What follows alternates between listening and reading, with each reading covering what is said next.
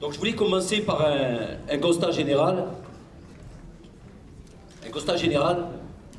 Depuis des années, moi j'ai 38 ans, père de famille, et je milite depuis 20 ans dans l'associatif. Et je milite aussi politiquement, et j'essaye de faire des analyses. J'essaye de moi-même, à mon niveau, essayer de faire des analyses. Et ce que moi j'ai pu remarquer, c'est que depuis 30 ans, il y a eu la vague du social-libéralisme. C'est ce néolibéralisme, capitalisme, qui à un moment donné, nos politiques de gauche, ils ont intégré complètement. Et quand je fais cette analyse-là, parce qu'on partage des luttes avec pas mal de personnes, et c'est beaucoup l'analyse des luttes ouvrières d'ici, françaises, la nôtre française, et qui se sont fait trahir par une espèce de collaboration avec ce social-libéralisme. Alors moi, mon analyse, elle part de là. Elle parle de cette rupture avec le social-libéralisme, et je pense que c'est tout ça qui nous a mis dans cet état-là. À la fois les luttes ouvrières bien françaises de souche, mais à la fois aussi les immigrés et les enfants d'immigrés qui en découlent, sur lesquels nous on a vécu et on vit toujours depuis ces temps-là en France, depuis certains une cinquantaine d'années, 30, 20, 10, peu importe. Mais en tout cas, je mets une frontière à partir de ce moment-là. Tout ça pour dire qu'à un moment donné, il n'y aura rien de progrès pour nous, pour notre classe, si on ne s'inscrit pas en rupture totale avec ce modèle-là. Il n'y aura rien pour nous. Et qu'est-ce qu'on apprend des luttes de l'immigration? Il y a eu 3 rencontres des luttes de l'immigration. Une qui s'est faite, la première, avec des anciens syndicalistes mineurs à Lille. Et ça s'est fait la première à Lille. Ensuite, elle s'est faite à Marseille l'an dernier ici. Et dernièrement, elle s'est faite à Créteil. Et il y a eu toutes les luttes syndicales, les luttes politiques et les luttes associatives. Et on parle avec les anciens. Moi, je suis pas ancien, j'apprends des anciens. Et qu'est-ce qu'ils nous apprennent, les anciens? Ils nous apprennent qu'à un moment donné, avec les luttes collectives, ils ont permis de gagner des batailles. Alors, ils n'ont pas gagné sur un niveau mondial, mais ils ont gagné des petites batailles. Mais à un moment donné, ils nous réapprennent, ils nous disent que collectivement, on peut gagner des choses. Et ça, c'est un enseignement qu'on prend de chez eux. Et surtout, sur le syndicalisme associatif, et on reparlera du politique à la fin. Et ensuite, ils nous apprennent aussi qu'ils ont commis des erreurs. Il est là le lien politique. C'est qu'ils ont cru que de l'intérieur, ils allaient faire changer les choses. C'est pas faute de sincérité. Il y a eu des khobzistes. Il y a eu des gens qui sont partis à la gamelle, et c'est les erreurs qu'il ne faut pas qu'on fasse. Ça, c'est vrai, il faut s'en méfier. Il y a eu aussi des gens qui, par sincérité idéologique, y ont été. Et ils se sont trompés, et ils nous l'ont dit à nous. Faites gaffe, n'y allez pas, avec le social-libéralisme, vous ne construirez rien, ils se serviront de vue, et au final, vous aurez à la fois validé leur programme et vous êtes mis à dos les vôtres. Donc n'y allez pas. Voilà ce qu'ils nous disent, les luttes de l'immigration. Et il n'y a pas que qu'on travaille sur ce sujet, il y a aussi le Forum social des quartiers populaires qui, tout à l'heure Walid en a parlé, qui lutte beaucoup aussi sur les questions d'immigration, violence policière et tout ce qu'on connaît. Et donc aussi transmettre cette idée de la marche pour l'égalité, et qu'à un moment donné, il y a des gens qui sont partis à la gamelle. Et regardez, ça fait 30 ans qu'ils sont à la gamelle avec eux, et qu'est-ce qu'ils nous ont fait progresser? Ah oui, au niveau des places, il n'y a pas de problème. Mais au niveau de la lutte, au niveau des acquis pour nous, il y a tout le monde qui s'en fout de nous. Tout le monde s'en fout de nous. Les politiques s'en foutent de nous. Et à un moment donné, il faut... C'est pour Kader, toi. À un moment donné, il faut qu'on s'occupe, nous, de nous. Qu'on s'occupe, nous, de nous. C'est pas possible. Il ne faut pas qu'on attende qu'ils puissent s'occuper de nous. Ils ne le feront jamais. Et j'irais même dire, c'est normal. C'est normal qu'ils ne s'occupent pas de nous. Moi, demain, on est au vous, j'irai pas m'occuper d'une certaine classe bourgeoise, moi. J'en ai rien à cirer d'eux. Et bien eux, c'est pareil. C'est normal. On nous résigne qu'on n'est pas capable, qu'on est des bons à rien, que la mondialisation elle est plus forte que nous. On voit 4 vidéos sur YouTube et on a tout compris. On a tout analysé, c'est pas possible.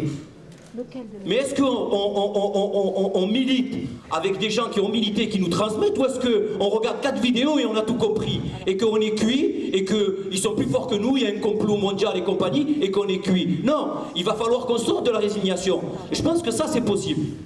Je pense que la force collective, elle est possible. Et je reviens sur quelque chose qu'on a dit tout à l'heure, c'est que, moi je vous dis, on est des bombes militantes. Quand on a dit exploser, on est des bombes militantes. Moi je veux dire pourquoi on est des bombes militantes. Parce que à 4 ou 5, voire 10 militants par quartier, mais vous avez vu la force militante qu'on est capable de faire. Et je vous dis, on est des bonnes militantes. Et ils ont peur de nous. Que ce soit des élus politiques locaux ou même nationaux, ils ont peur de nous. Et je vais vous citer un exemple. Walid, à un moment donné, sur l'affaire Hakim Hajimi, eh bien, on est parti à Aix. Parce qu'ils ont changé le jugement, il est passé à Aix. Mais on était où? On était où? On était où, nous? Oui, il y a ceux qu'on critique, les mecs de la LDH, Amnesty, machin, ceux qu'on dit, ouais, il ne faut pas qu'ils parlent pour nous. Ouais, c'est vrai, il ne faut pas qu'ils parlent pour nous. Mais nous, qu'est-ce qu'on fait? Qu'est-ce qu'on fait? Et il y avait personne. Là, je vais mentir si je dis il y avait personne. Non, il y avait très peu de personnes. Et c'est pour Hakim Hajimi. Et Hakim Hajimi, c'est nous. On est tous des Hakim Hajimi. Donc, il faut qu'on passe le pas et qu'on prenne confiance en nous. Parce que c'est pas possible. Pourquoi c'est pas possible? Parce qu'on a des enfants. On a des enfants, ils vont grandir là. On est complètement français. On a une culture française. On renie jamais nos origines, mais on a une culture française. On peut parler du bled, pas du bled. Hier, je parlais avec un gars, il me dit non, mais ce qu'il faut faire, c'est retourner au bled. Eh bien, fais-le, toi. Non, mais c'est vrai, il me disait, ça sert à rien de militer. Non, mais avec des fondements religieux, il me disait, il faut rentrer, on n'a pas à se manifester. Mais c'est pas possible. On a nos sœurs qui ne peuvent plus aller travailler dans du privé. Mais, il faut voir comment on nous tape dans la gueule et qu'on fait rien.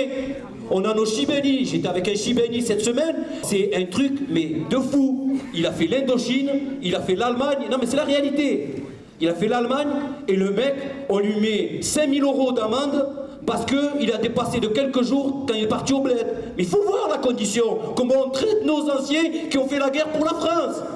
Il faut voir. Il faut voir, ils lui prennent 380 € de loyer sur les 620 € de pension. Et il n'a pas le droit de rentrer chez lui voir sa famille, ses enfants. Et ça, c'est nos anciens. C'est ceux qui sont battus pour ici. Et je vous dis, quand je parle de social-libéralisme, c'est qu'il est attaqué dans tous les fronts. Il a attaqué aussi au niveau de l'éducation populaire. Et c'est l'éducation de nos enfants. Nous, on a hérité de l'éducation populaire. Mais c'est qu'il faut qu'on réinvestisse ces endroits. Il faut arrêter de penser que c'est celui-là qui habite la villa du coin, qui est à côté du quartier, qui va s'occuper de l'association qu'il y a dans le quartier. Non, c'est à nous de porter les responsabilités. C'est à nous de s'en occuper. C'est à nous de s'en occuper. Donc il y a cet espace-là. Après d'avoir dit le terrain associatif, tout ça, il ne faut pas s'enfermer sur le terrain associatif. Parce qu'on nous enferme dans le terrain associatif. Pour la paix sociale, on nous dit, eh bien, Zidane et Yannick Noah, parce que je l'ai noté, il fallait que je la place, Zidane et Yannick Noah, c'est les plus aimés des Français.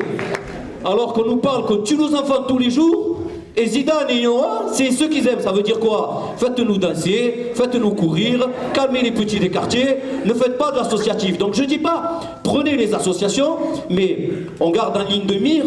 Moi j'étais président d'un club de foot, mais pas pour le ballon. Parce qu'à un moment donné, il faut remettre de l'égalité, il faut leur apporter des éducateurs qui savent entraîner, il faut mettre de la qualité de service pour nos minots. Il faut pas venir avec un entraîneur qui est avec les chaussures de ville et avec la canette dans la main. C'est pas possible. Non mais c'est vrai. Donc il faut ramener de la qualité de service pour nos petits. Ça peut faire rire la façon comme je le dis, mais je suis obligé de vous le dire comme ça. Non mais je vous le dis. Sur la question des associations, on nous maintient la tête sous l'eau, mais c'est la vérité. On nous maintient la tête sous l'eau. On est là, tu dis prends l'associatif, c'est bien, super. Quoique quand tu dis ouais moi je veux m'engager en tant que président, machin truc, déjà ils ont un peu peur, mais une fois qu'il y est, ils te disent super, tu évolues. Pourquoi tu évolues? Tu sors à peine la tête de l'eau, et dès que tu sors la tête de l'eau, ils te réenfoncent. Ça veut dire non, ne t'émancipe pas, ne va pas trop loin. Ah s'il te contrôle, si t'as dans la main que t'es son pote, il n'y a pas de problème, il t'allonge. Tu peux y aller, t'émanciper, faire ce que tu veux, t'es entre ses mains. Mais quand tu lui glisses des mains, il te re-enfonce la tête sous l'eau. Ils ne veulent pas qu'on progresse. Que ça soit socio-culturel, sportif, ce qu'on veut, ils ne veulent pas. Ça ne les intéresse pas qu'on s'émancipe, ça ne s'intéresse pas qu'on développe du sens critique, ça les intéresse pas. Ils ne veulent pas qu'on ait une conscience politique. Tout ce qu'ils veulent, c'est nous précariser, nous laisser pauvres. Ils nous ont fracassé nos repères culturels, ils nous ont fracassé nos repères religieux et ils nous maintiennent dans la précarité pour mieux se servir de nous. Pourquoi? Eh bien, quand ils te laissent respirer, eh bien, ça arrive juste au moment des échéances électorales. Et en plus, tu es obligé de dire merci parce qu'il t'a laissé respirer. Et tu es obligé de lui dire merci, et puis tu es obligé de le faire savoir aussi qu'il t'a laissé respirer.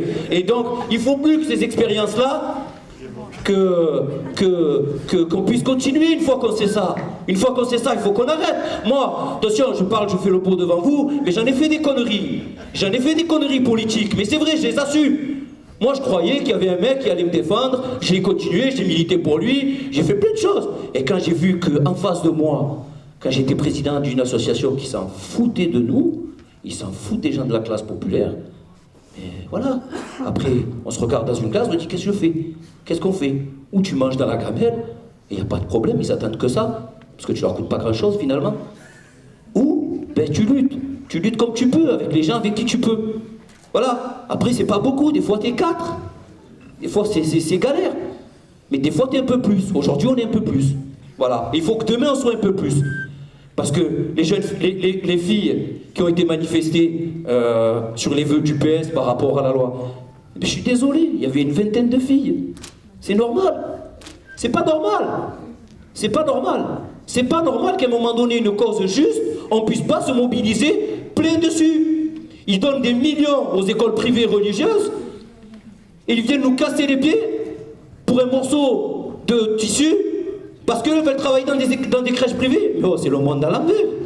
Oh, mais c'est le monde à l'envers. Ils donnent des milliards de nos impôts. L'école publique, elle est morte. Vous connaissez tous l'état de nos collèges, de nos écoles. C'est pourri. Ils sont en train de fracasser nos écoles républicaines.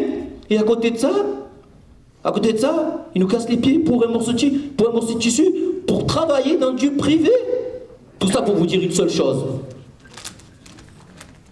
La gauche radicale, comme on l'appelle, il y a celle qui est collabo du social-libéralisme.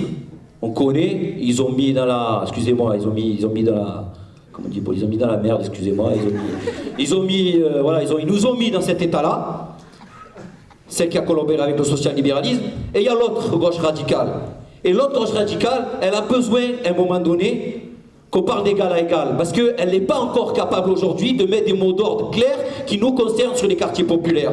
Et aujourd'hui, il y a une nécessité. Et c'est pas pour faire du conflit ou en opposition, c'est parce qu'il y a une nécessité de notre part, pour parler d'égal à égal, de construire une organisation spécifique parce qu'on subit des oppressions spécifiques. Et c'est pas du communautarisme parce qu'on nous a foutus dans ces grands ensembles, et c'est pas nous qu'on a voulu y aller dans ces grands ensembles. C'est qu'à un moment donné, dans ces grands ensembles, il y a de tout.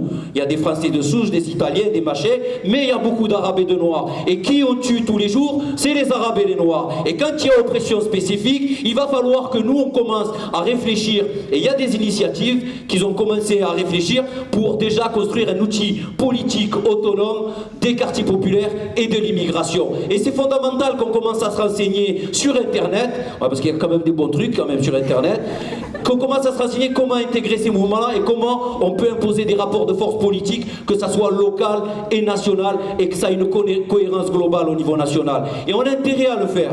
On a intérêt à le faire parce que les politiques, ils comprennent pas. Ça fait 30 ans qu'on est sur le terrain de la mobilisation, ça fait 30 ans, même s'il faut développer le terrain de la mobilisation, mais s'il n'y a pas un rapport de force politique indépendant du premier au deuxième tour, sans qu'on donne quoi que ce soit, on n'est pas des réserves de voix, parce qu'il est là le piège. Il est là le piège, parce qu'on sert toujours de réserve de voix. Donc il ne s'agit pas d'aller dans une organisation qui à un moment redonne ses voix. On ne donnera rien, qu'on nous fasse peur avec ce qu'ils veulent, l'extrême droite, le machin, le truc, on ne donnera rien. Il ne faut rien donner, et c'est tout logique. Quand ils ne tombent pas dans la poche, eh ben c'est là où ils commencent à te séduire.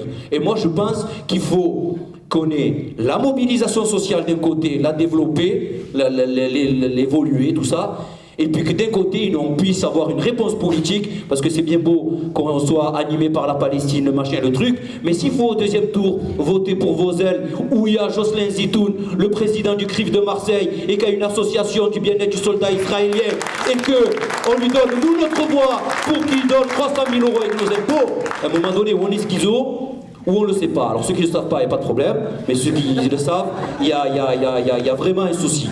Il y a vraiment une nécessité de créer un front et un mouvement pour avoir nos revendications spécifiques, pour qu'on puisse parler ensuite d'égal à égal. Pourquoi je dis d'égal à égal?